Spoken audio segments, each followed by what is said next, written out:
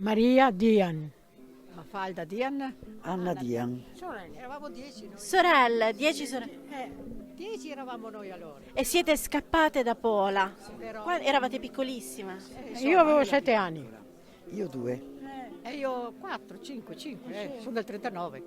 Un'esperienza che però immagino che vi ha toccate e soprattutto lei che aveva 7 anni si ricorda. Sì, mi ricordo, ci ricordiamo, sì, però, oddio, mi ricordo quando si è entrata la nave, siamo andati come campo profughi a Vicenza. Noi siamo orfani di guerra, il papà era fratello dei tedeschi e il papà è un fratello grande che era militare, non li abbiamo più visti.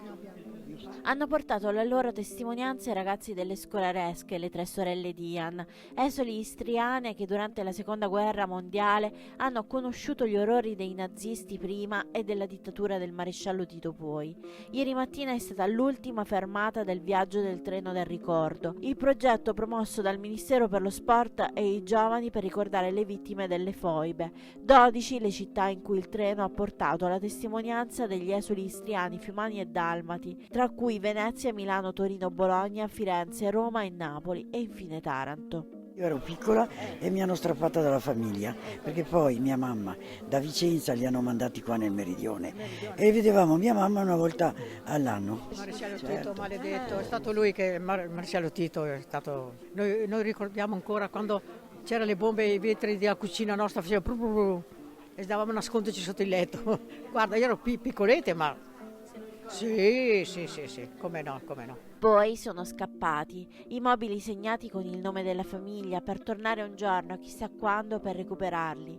Infine le difficoltà del campo profughi di Vicenza, il cibo che scarseggiava e la sporcizia. La vita li ha portati in collegio, terminati gli studi sono riusciti a ricongiungersi con la madre Aginosa Marina, che appena arrivate gli sembrò un paradiso terrestre. Ci hanno raccolto bene. Quindi vi hanno accolto bene, vi hanno anche sfamato Agino. Sì, tutto. Posso dire una cosa sulla loro comunità, la presenza nel nostro territorio? Hanno portato a un'immensa civiltà, un'educazione unica, rispetto degli altri, di se stessi, il senso del lavoro, dell'operosità, la comunità di Pola.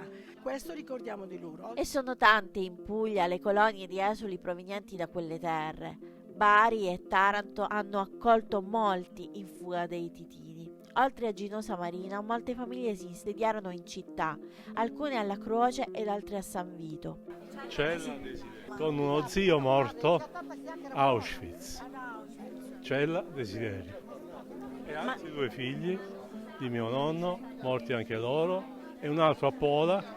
Perché sono stati deportati? Eh sì, il 43 a Pola si usava, i tedeschi portavano via tutti, poi fra fascisti e titini non si capiva più niente.